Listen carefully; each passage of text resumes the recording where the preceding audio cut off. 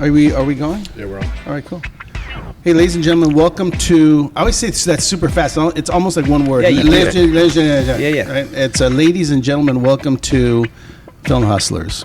You got it right this time. I got Robert. it right this time. It's exciting because I keep saying it's exciting. It's not exciting that the writers' strike is happening, but it's exciting to know that the industry is. So many people are talking about the business. I think. Yeah. You know, you watch the news and everyone's talking about writers' strike and everyone's talking about the Screen Actors Guild. I don't know. There's something about all these people coming together to get better pay, to make movies, to make television, which clearly is not going to go away. Right. It's not going to go away, right? These people are going to keep doing their thing. So, just want to support them. Say, we're in support of equal pay. Please figure it out. Please, SAG, don't strike, because that's going to be a problem. If they go, then DGA follows. If right? they go, it doesn't matter. Everything Doesn't comes to a matter. screeching Then that's halt. it. So that's over. Like Yeah. you can't go without an actor. the last one was 100 days, right? Or something like Yeah. that. So that was crazy. But I just want to, support them figuring out how to get back to work. Because look, a lot of people can't be out of work that long. And I kind of agree with what Nahara said last week. There are writers, producers, Yeah. that are check by check. Yeah. You're I'd say making most up. of them are, Dude, dude. you're making up Yeah. for all of the years that you were attempting to be in this business. Yeah. And then you get a job, and then they pull the rug out, and just kidding, you don't have a job, and now you're like, okay, well, I've got. Filmmakers are like students. We have like all this student debt, right? That you're paying for over the years. Oh, I put that movie on my credit card. I put that show. I put that commercial. Whatever it is. So you're still paying. Yeah. So I just feel for people because I know that not everyone is like that rich writer. Right. Right. Most of the people on the picket line are people that need to work. So hopefully they get and back to work. everything's temp. Like, dude, when you do a show or a film or whatever, it's temporary. It's only like a certain amount of weeks, or if you're lucky. And now a it's certain- less. Yeah. Six episodes for a limited series, 10 Yeah. episodes. Like the days of 24 episodes, Yeah. they're not gone, but there's just, you can count them on your hands, right? Yeah. So, all right. So listen, if you guys listen to the show, please rate us, review us, text or DM, slide into the DM. roll into the DM. Sorry, I'm old. Roll into the DM. What are you, Gordo? Like, hey, I'm going to roll into the DM. Slide into Davey Dave's DM, ask him some questions. Wait, Davey Dave's DM? What kind of show is going on over here, Robert? You been drinking again? But definitely like us and give us comments because we want to know how you guys are enjoying the show. Today we have a very special guest, Johnny Murillo. Is that right? Johnny Murillo. Yep. Johnny Murillo. Depends who I'm talking to. Sometimes it's Murillo. Murillo. Just depends. Like Mario. Yeah. So being a retroflexy art. Yeah, Johnny Murillo. Now you've been in the business for 15 years, so that's not a ton of time. That means you're young. You're a young in man. in the business, yes. It's a second career for me. Oh, really? But you're a young man. But you've been making movies. You've been doing lots of stuff throughout your career. But the thing that we're talking about today that seems to be on everyone's tongue is everyone's talking about Chicano Hollywood, right? Wow, Chicano wow. Hollywood, Yeah. ChicanoHollywood.com. Chicano Hollywood. Yeah. They have a great following. They make great content, and I just reached out to Johnny one day, and we struck up conversation. As you do. We slid in our DM. We slid in the Yeah, DM. yeah. I'm not a real slider though, but I like You what rolled? he was You doing. rolled in the I DM. rolled in. Yeah, I'm not. There's guys that do this. That's all they do. Yeah. But I liked your content. I liked what you stood for. So then we ended up linking up, and Johnny came out with a platform. Yeah. And Yeah, you're doing. Not just you're taking films that are already made and TV shows, but you're doing original content. Yes. It's funny, because I said, okay, we talked about Made in Mexico and Made in Mexico going up on Chicano Hollywood, and we did it. Just put it up there. And It's up Ben there. Bray reached out to me because he follows Chicano Hollywood, yeah. and he said, "Hey man, how did you get your how did you do this?" And Now, I said, Ben Bray directed El Chicano. El Chicano. But he's one of the A lot of WB stuff, Supergirl. tons of stuff. He's actually he was telling me there's less than a handful of Mexican American directors in TV. They're very hard to find. He works a lot. Yeah. And Yeah, so great guy. And I hooked him up with Johnny.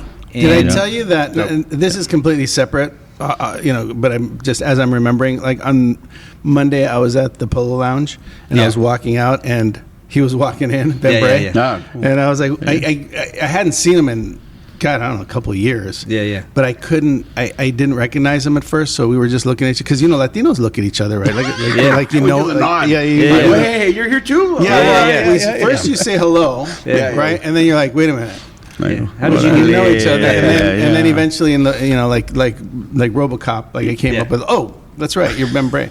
But yeah, he's so he called about Chicano Hollywood right away, dude. He texted me and he said, "Hey, I saw your post," because I posted. Yeah. And he said, "How do I get El Chicano up there? I want to put El Chicano I would love El Chicano on there." And so I actually gave him your info. I said, reach out to Johnny. He's a great guy. And what you're doing is really cool. You know what I mean? Like to start a platform for not just Latinos, but your primary, like it's more of like a creative space geared towards us. Yeah, exactly. Yeah, and I say Chicano, right? But it's like there's those of us that are Mexican American, right? I'm Chicano, right? My family's from Mexico. I'm from here. I'm from San Jose, right?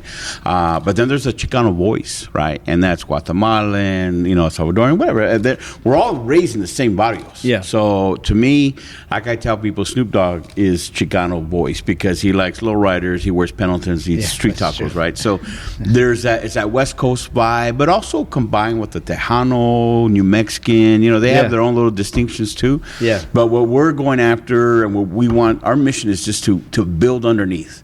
You guys know, like Latinos, we have this, the crab. I think the Lopez versus Lopez show came out with an episode not too long ago where it's called the bucket crab, right? And we were cracking up at it because it's all about pulling, people down, how Latinos do that. And like, that has to stop or else we're never going to go anywhere. So we are committed to building underneath, whether it's in TV, movies, writing, all that stuff, plus podcasters, and a lot of artists, music artists, rappers, jazz. I mean, we're trying to build underneath because our whole heart is that.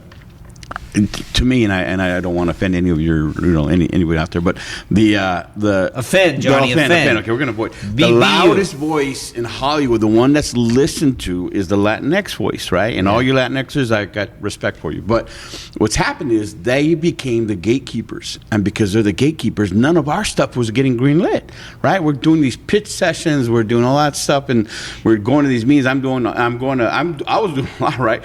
Nothing got greenlit because I write in the Chicano voice, and it doesn't pass the check boxes. It doesn't pass the list. They have certain things that they needed to be done, and I'm like, forget it. It's not going to happen. So I knew that we had to create our own system, and that's our goal: is to create our own entertainment economic system. And it's not intentionally to disrupt anything, but it's basically just to build up is what our mission is. So it's Chicano. 40 to 50 million of us in the U.S., and that's what we're trying to build up. So how did you get your start? For here in the industry, for me as a whole. So I was So I was raised in San Jose, lowrider culture, the whole thing. My stepdad was, he was caught up. Those what caught up means, he was hardcore caught up. My tios, all that. So if you remember the scene in American Me when they were in prison, it's like, who are those farmers over there? They call themselves, I don't even like to say the word out loud, but if you know what I'm talking about. Those are my tios. Those are my stepdad, right? So they were all caught up. So as a child, 70s, we're raised around that stuff. Everybody was, we were in the barrio. My older brother was a cholo. My younger brother was cholo. I wasn't a very good one, So I did have a lowrider, right? I had a 53 Chevy pickup. That was my first car, right? We did the whole thing. But me particularly, I did lean towards the arts, right? There was one day where all the homies were doing the whole Indian ink thing, tatting each other up. But I was like, well, I'm afraid of needles, so that wasn't my thing. But I remember walking backwards and going to drama practice because they put me in the school play. So I had that, and I was still, I had to, it was still a thing, I had to go support when we had to go, throw down. Anyone from San Jose, I was libre, we go throw down with horseshoe and palmas, all that, right? It was part of how we grew up. But along there, because we got caught up, my journey changed. Started going to church. I became a pastor. So for 23 years, I was a pastor. Right. A lot of inner city work. I had a lot of outreach. So most of my ministry was hitting the hoods and stuff like that. Yeah. So about 15 years ago, we just felt the direction change, and to me, it was a God thing, and so we came out to Hollywood. It was a series of basically the economy changed in 2007 and 8, and I had to shut down my inner city church. Yeah. No one had any money, right? They're trying to tithe in food stamps back in the day, right? So it just didn't work. So we came out to Hollywood, and I felt this was what I was supposed to do, because what changed it for me was we had already lost everything. I had to shut the church down. I was losing my house. I was in that first wave of foreclosures, right? Yeah. So I'm like, okay, God, I don't know what's going on, but I got to put food on this table, right? I have 3 kids, my wife. So my kids were already scouted. They were scouted, so we kind of were dabbling a little bit. And I was getting emails from, it was over here, it's Alley Casting, but up there it's SF Casting, right? Casting Networks. And they were looking for background for a movie called 4 Christmases with Vince Vaughn and Reese Witherspoon, right? So I'd get the emails, and they needed 400. So I'm like, oh, heck, here's some work for a couple of days, right? So I went, and while we were in that movie, if you ever seen the movie, it's like a big airport scene. There's a whole group of us. And I saw the second she got on the table, and she's wrangling us. At the time, I didn't know what a second was. I didn't know anything about that, but I'm at the crafty table. I knew what that was, right? So and she's wrangling us, and right there, I really felt this drop, and I just felt like God was saying, "This is what I'm calling you to do." Yeah. And I'm like, "No way, man! I was Pentecostal. If you know what Pentecostal is, right? We preached against going to movies, right? I threw out my TV like 3 times, so it's like we didn't do that stuff, secular music and all that, but that's where everything switched. So, long story short, we came out to Culver City. It was just different things that happened that we ended up there. We tried to find a place. It was super difficult, but some miracles happened, and next thing you know, we got a place, and I remember waking up the first morning, like, we're living in Culver City in this empty apartment. We had no furniture, no nothing. Me, my son was at Vanguard University in Costa Mesa. My 2 daughters were on the floor. My wife were all on the floor. I'm like, what the heck am I doing here? So it's been a long journey since, Yeah, man. Yeah, I knew how to act. So I would do background work with Central Casting. I went to UCLA, take some of those night classes, production. Within a couple months, we got picked up by me and 2 buddies. We all connected, said, okay, let's stick together. Let's try to make this work, right? So these are 2 young guys, too. And I knew their pastor, so that's how we connected. So we got picked up by Red Fruit from LMFAO. You know who he is? Barry Gordy, right? His son. So we started traveling with him, doing BTS behind the scenes. So from 6 months from being behind a pulpit in Sacramento to being at a nightclub at the XS Club in Las Vegas at 4 in the morning. I was like, what am I doing here? It was so crazy. But the journey from there, a couple of movies, a lot of work with there's a company called Me Too, Pedro Like, BuzzFeed, Snapchat, do a lot of digital stuff, So, the long story short, that's what it's been like. So, has it been everything you thought? No, it sucked. This is hard, People have no idea that, this has been a tough journey. Yeah. I thank God we've never had, empty stomachs, but there's been empty refrigerators, right? There have been landlords knocking on the door. I've all that stuff, A couple times we had to retreat out and go to Utah to my brother's for a couple months. I'd find some work in that entertainment market over there and come back. I've tried to leave 3 or 4 times, and all the time, if you got faith and God's like, get back. It's hard when you have a calling or you have a desire to tell stories or be in a business that speaks to you. So I understand that. Yeah. And how in the world did you come up with the Chicano Netflix? That's hilarious. Oh yeah, it's funny. I know, that's what I call it, especially to describe it. So it's funny. So during COVID time, right? Everything shut down. So after the first shutdown that happened in March, and then about the following January, things are still trying to get picked up again, right? So a buddy of mine, Echoes World, Jeff Reyes, he hits me up. We're all indie producers, and he says, "Hey, can you turn these thoughts into a script?" Right? So they just sent me some ideas. And I said, yeah, just, and I was like this, just promise me you produce this, because, I've written other stuff, but, there's writers that write, and then there's writers that produce, right? Like, I want to get something freaking out there, right? So he's like, bro, I guarantee we'll produce it. Micro budget, but yeah, let's do it. So that movie's called Horchata with Oat Milk. And I wrote that in January into February, right? So basic gentrification story, right? Homie gets out of prison, and then he comes back to, we filmed in Frogtown. So he's going back to his barrio, but basically it's all gentrified now, right? So it's a comedy. We had Jerry Garcia, we had Concrete, we had Dunos, a bunch of Chicano comedians, right? So that whole production, we shot that in that March, and we were doing a dialogue meeting, right? So I'm raised from the 80s. So when I use the word gun, I say cuete. But like Concrete, he's more 90s. He used a different term. And then Dunos, who's like 20, at the time he was 21 years old. I asked him, how do you say cuete? And he called it like a bang bang or something like that. What the heck is that, right? So we have this dialogue meeting. And while we're having this dialogue meeting, I had the script projected up, and the director, his name's LV, amazing guy. He's looking at the script on the wall, and he's smoking a joint. And big old puff of smoke in front of the script. I'm like, oh, that looks cool. So I said, bro, do it again, right? Do it again. I'm going to take a picture. So I made him do it like 6 or 7 times. He was freaky. He was so high by that time, right? So I finally got the shot, and I sent that to my daughter, who was a senior at Azusa Film School. And I said, check this out. I'm with Chicano Hollywood. It was just a joke. The joint, the smoke, the script, and all these homies that were there. And I said, check this out with Chicano Hollywood. So that's where it came from, just as a joke. Well, that's cool. So I nicknamed that whole production Chicano Hollywood. And, there was all Chicanos in front and behind. Like I said, Guatemalan, Salvadoran, but all of us, right? Yeah. And it was a beautiful, it's a micro budget, so 11-day production, right? And we're in Frogtown, we're, half permitted, half not permitted, so we're hiding behind the fence, all that, right? So we're doing it our style, right? So, and I saw how they rallied around the name. That's where it started. The makeup lady, Lizzie, she shows up with hoodies one night, and it's a Chicano Hollywood real big, and on the bottom smaller was horchata with oat milk, right? And LV had made these, and I saw how they just gravitated towards it, and they felt celebrated. Yeah. So right there, it was March 11th, 2021. I started the socials, I got the domains, and I started the trademark, right? And we got the trademark, right? Finally took a year, right? And $6,000 later, but we got the trademark, right? Yeah. So, and then from March to August, I would just shout people out, right? Anybody that's Chicano, Latino, I would just, if you're doing a makeup, you're a music video, you're a grip, I don't care. I'm just going to say, shout out to so-and-so, shout out to so-and-so. And then it just began to grow, right? And people just really gravitate towards being celebrated. Yeah. And I had guys like, Ben Lobato, right? So Ben was a showrunner for Queen of the South, right? So he's a big dog. Abe Martinez, he was DP.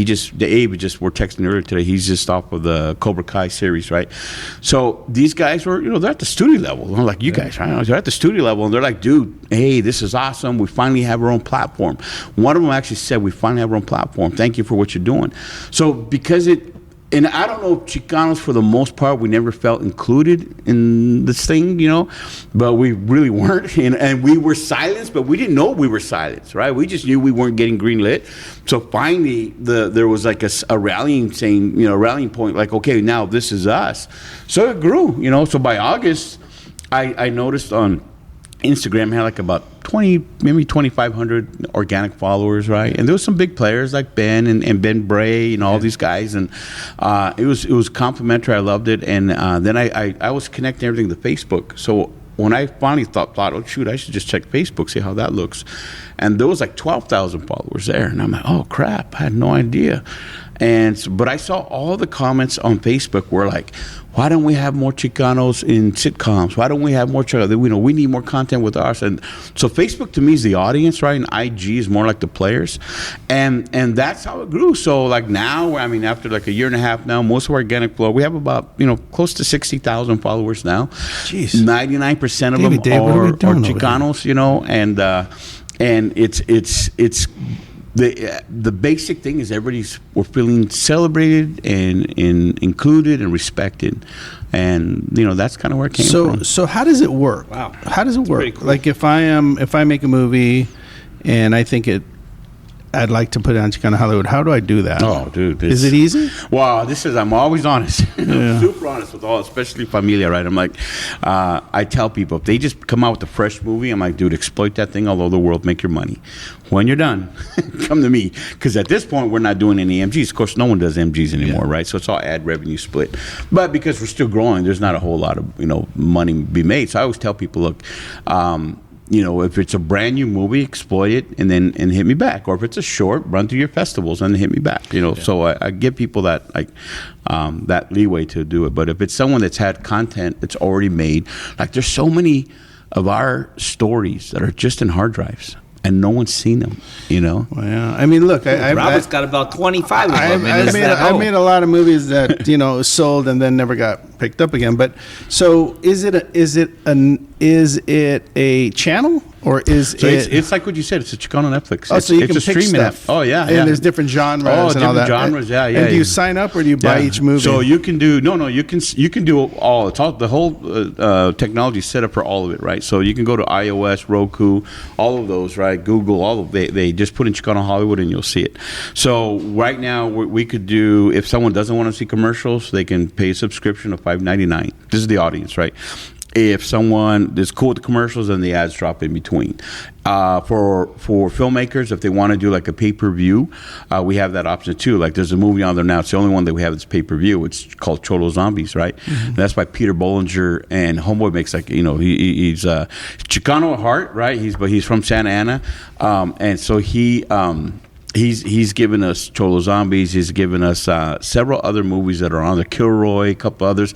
He loves making our stories, right? Yeah. He's white on the outside but brown on the inside, right? So, and he's actually broken to me. I mean, no offense if anyone hears this, right? But there's some actors that he's put in his indie movies that are doing really, really well now. Kilroy did really well on Netflix. I remember. Yeah, exactly. So, and he's really built underneath a lot of these guys and pushed them up. Yeah. Right now, I think he has him and his partner Mark have 8 or 9 movies in Cannes Film Market. Oh, really? So I had someone there and they hit me up. Hey, you want me to do anything on there? I said, yeah, go to Peter's booth and just do a shout out from there. So movies like that. So those and then Peter told me, he said, bro, we're fine. Let's stick them on there. So we have those features on there. So at this point, it's like a showcase. So for example, for Peter, I'm going to create so he has his own genre per se. So if you have movies or anyone has their own movies, I want to make it like a showcase. So you can put whatever your film company and stories by or movies by or whatever. I'm looking at it right here. It looks super cool. It looks like it's legit. It looks like Netflix. So I love that the original Latin Kings of Comedy is that. Who is that? Scott. That's Scott Montoya, Paul Rodriguez, George Lopez. That's the original one, right? Yeah, but the producer is Scott Montoya. How did he get on there? No, we bought that brand. So that brand belonged to Paul, and so we bought that brand from Paul. Oh, so wow, awesome. we own the Latin Kings of Comedy. So that's very cool. Why don't you do brand another and all that? Yeah. So we put them on tour last year, and cool. Then we're got some things planned for them this year. So, you've come a long way since the no furniture and sleeping on the floor. It's been very sacrificial. Congratulations. Like any kind of startup, right? He's a film hustler, dude. It's a film. Yeah. I mean, it's a freaking Homeboy's hustle, got 12,000 viewers. Something's wrong with how we're doing. Maybe we should put Chicano in our title, dude. I got podcasts. I have a genre for podcasts, so we can stick the podcast on there. Oh, okay. We do it sports. I don't know if you guys have heard of the American Cholo, the real American Cholo. Yeah. Gil's crazy, right? So he's an ex-gang member, right? Ex-Cholo, right? But he's like a hardcore journalist type of dude, right? So he has this podcast, and he gets a hard. That's funny. He brings in like motorcycle gang members. I won't say which one, but motorcycle gang members like that, and he interviews them, and he asks the hard questions. Like he just had a meeting with the DA of LA, right? And asked the hard questions, that kind of stuff, right? So he just put together the American Cholo handball tournament, right? I saw him push that, and I know Gil. And necessary, by the way. Necessary. We need to find out who the best is. Yeah, exactly. Well, all these dudes come out of prison, and that's one skill they have, right? So I hit up Gil, and I said, bro, what's your plan for that? He goes, we did one once before COVID. We're going to do it again. I said, dude, let's shoot it. Yeah. Let's make it a docuseries. We'll get these people, and we'll follow deep on them.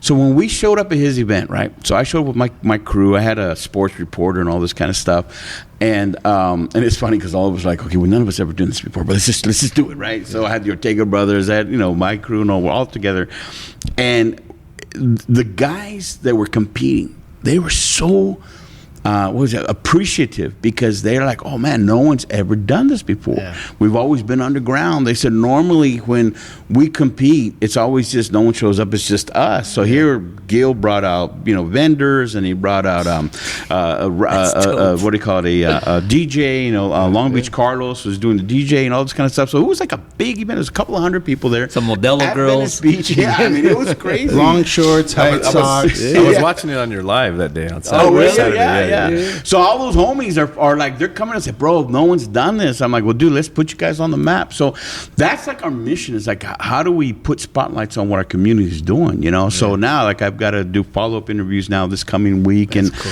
The idea is to create at least, hope I can pull 4, maybe 6 episodes, stick it on our platform, and then I'll try to get it out. I'll stick it up on Film Hub, and you guys are familiar with Vueler. You have connect with Vueler yet?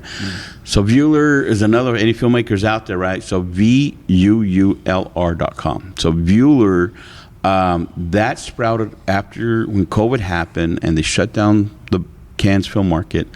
A group from Singapore launched a online platform for buyers to come from all over the world, for buyers from all over the world to purchase, because they couldn't go to film markets anymore. Oh, wow. So it's really sprouted. So they have close to 3,000 buyers on there. So they buy content from all over the world, TV and movies. So you can just set up your account, put your content up there, and then you're making individual deals depending on what the size of the market. That's really smart. I used to do that a long time ago, but then the business changed a bit. They didn't have the internet back then. No, I used to shake hands with people. I remember selling, like, most of my early movies, like in the late 90s. Whew, I'm old. But in the late 90s, early 2000s, I would make deals with Latin America. There was a company called Lida Films, Pedro Lida, and he would just make deals with you and pay you good money for your movie. Yeah, Robert Arevalo did a lot of that. It was just direct. I think he still does. Robert Arevalo was a hustler. Yeah. So they what they do? They're putting their movies on that, and then you got buyers from all over the world. I'm gonna check that out. Yeah, Vueler.com. VUULR.com. Hey, can I ask you a question? So have you ever heard of a place called a site called ExtremeMusic.com? No. God, it's amazing that people don't know. Well, we're learning new things. Now we're going to hook you up with ExtremeMusic.com. So ExtremeMusic.com is a website that houses, I want to say hundreds of thousands of songs at least, right? Yeah. But it's composers that put their music, similar to what you're doing. Yeah, they put their music on this site. The only difference is that Russ Emanuel, who got bought by Sony. It's like a huge, big thing. So there's hundreds of thousands of songs on here, all kinds of albums and composers and musicians that have their stuff up here. And if you can't afford a composer, if you can't afford original music, you go to the site, extrememusic.com, you pick your music, you download it, you try it in your film or your project or your commercial, whatever you got, and then you make a deal with Extreme and you license it non-exclusive so other people can use it too.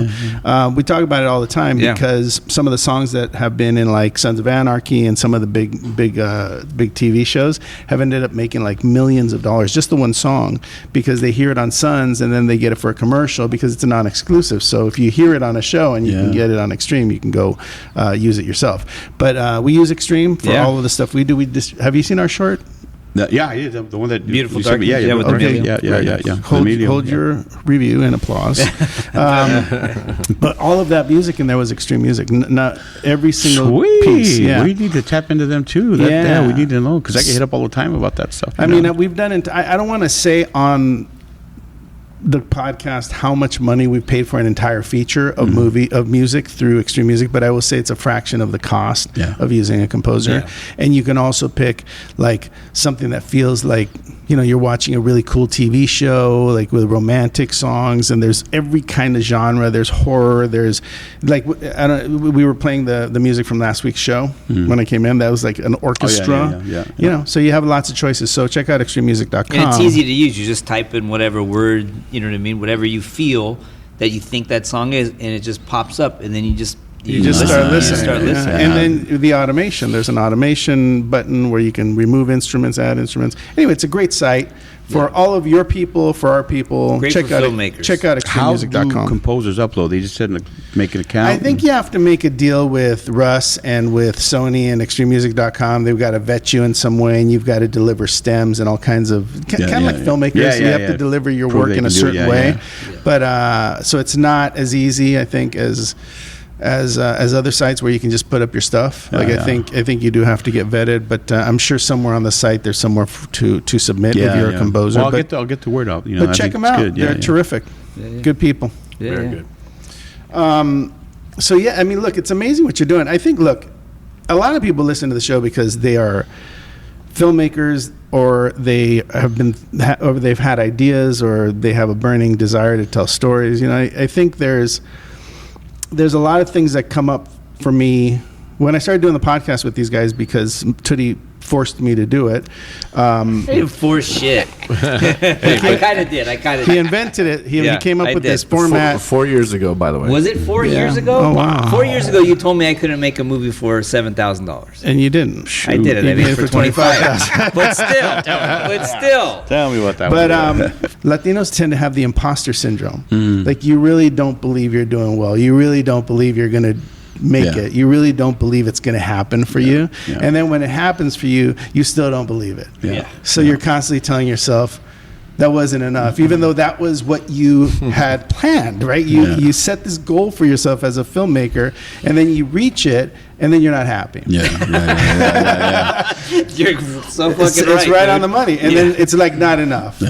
So there's all these things going on. Like there's all this dysfunction in Latino filmmakers, because we're all doing it for like a certain reason, but we also feel like imposters, But the crazy thing, and I think this is the thing I wanted to share the most this week, is we're overachievers. That's the bottom line. We're overachievers, and that's what I got out of that. My journey through my past. I started to realize I thought I was like this horrible student that didn't have a future, that couldn't really do anything right, but yet, when I look back at my life, it's like billboards of things that I did that were magical. That were really great, and it was all in sort of the world of overachieving.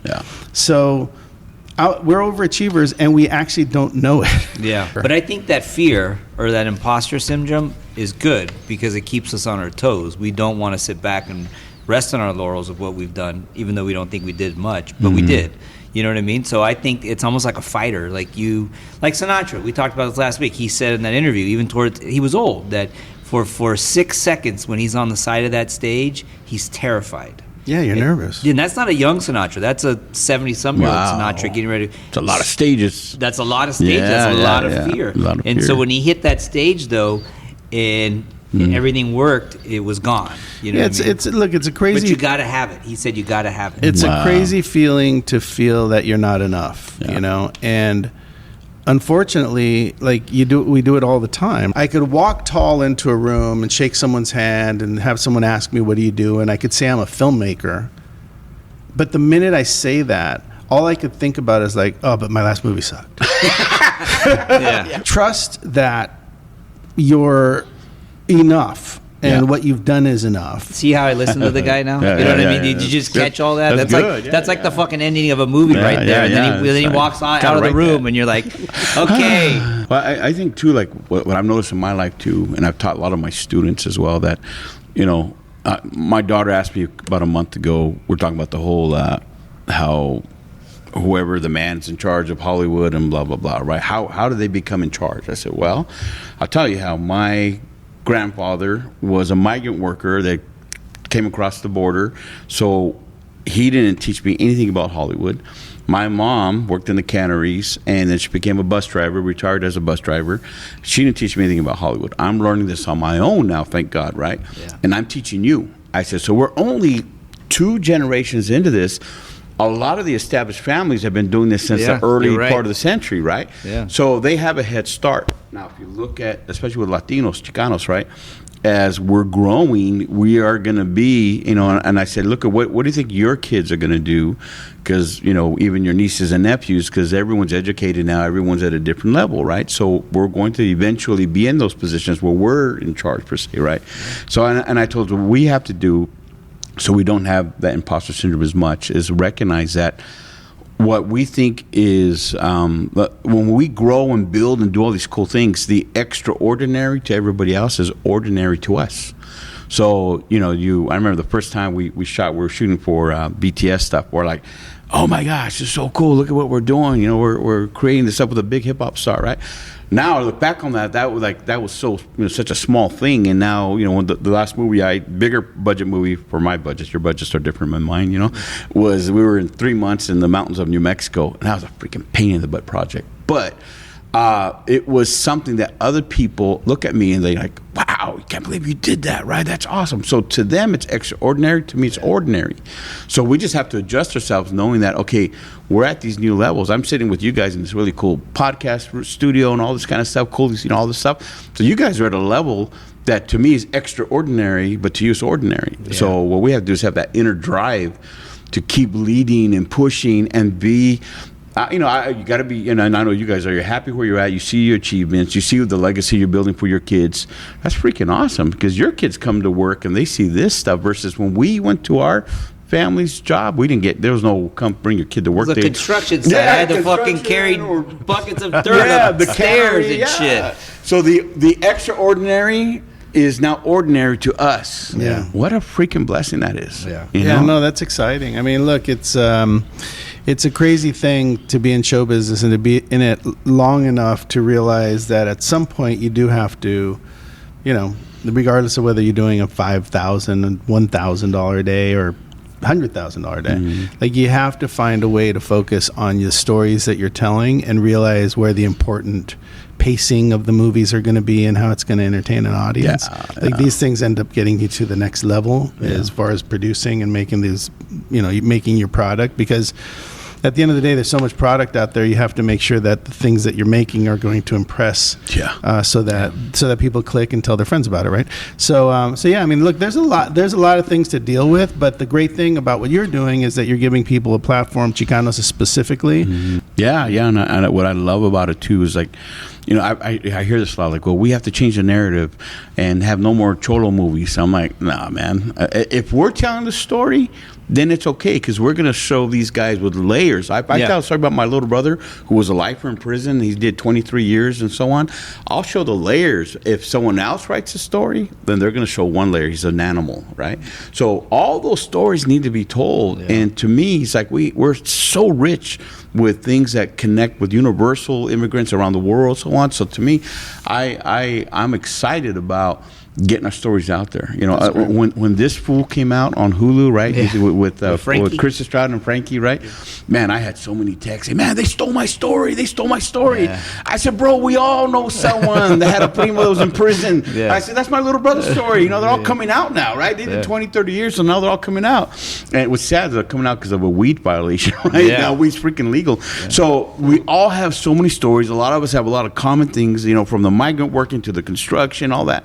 So to me, those stories need to be told by us, because we will bring in the layers that need to be the truth on it versus the old gang member, thug, that kind of stuff. They're still there, but there's layers to it. Show how that guy got there, or show what happened to him after, like Emilio. Emilio's a great example. Yeah. Danny Trejo, another one. Yeah. What happened after? Joseph Lucero from the mines as well, right? Joseph was locked up with my little brother, right? They knew each other from the yard. Yeah. So all these dudes that are come out and look what they've done with their lives now. That's freaking awesome. So we need to show that stuff, not just a gang thing. But I'm always down for good Cholo comedy. So well, Cholo comedy is very, very funny, and I think Food's Gone Wild. They're killing it. It's the type of comedy that everyone can enjoy, not just if you're Latino. Anyone can find that funny. Yeah. But yeah, man. So Johnny Murillo, I just want to say it right. Thanks for coming to the show. Thanks for talking to us about your past, how you came up with Chicano Hollywood. It was very, very cool, very sweet that you sent a text to your daughter, and she loved it. And now people have a place to go put their movies? I mean, does it have to be Latino? Is it? No. To me, cause like the first movie I produced was all white cast. We had one black actor, but I produced it. My buddy, who was a Mexicano, he wrote it and directed it, and then the executive producer was a Mexicano, right? So it's our work, even though we're not in front of the camera, that qualifies. So cool. To me, it's like, just put it all up there. All right, cool. Yeah. Well, check out ChicanoHollywood.com. Thanks for being here. Let's keep talking in the future. Let's bring you back. As you grow, would you come back heck yeah, man. and tell us about stuff? Don't get all crazy and like not come back because you're so big. All right, guys. All right, that was cool. That was a good show. Download the app. Download the app. Yeah, the more people that download the app, the more numbers we have to leverage against, for investors, for anything like that. So yes, please go to your app store and put in Chicano Hollywood. You'll see a little black logo, Chicano Hollywood TV, and download it. Thank you. That was so awesome. important. Thanks, on IG. Follow us on IG. We have a lot going on. We have our master classes. We have live events, stuff like that. Follow us on IG too. That's Follow true. you guys. I mean, if you're on this podcast, you should be following us on IG. Always a hustler. Come on, always a hustler. That's Latino right. hustlers over here. All right, guys. Well, thanks for listening. Hopefully, you got something out of it. At the very least, ChicanoHollywood.com. Download the app, and I'll see you guys next week. Yeah. There you go, Robert. We'll do it again next week. Let's do it again. Yeah. Good to see y'all. Some tequila next week. Dude, I almost bought some today. I got some brands that would love to come.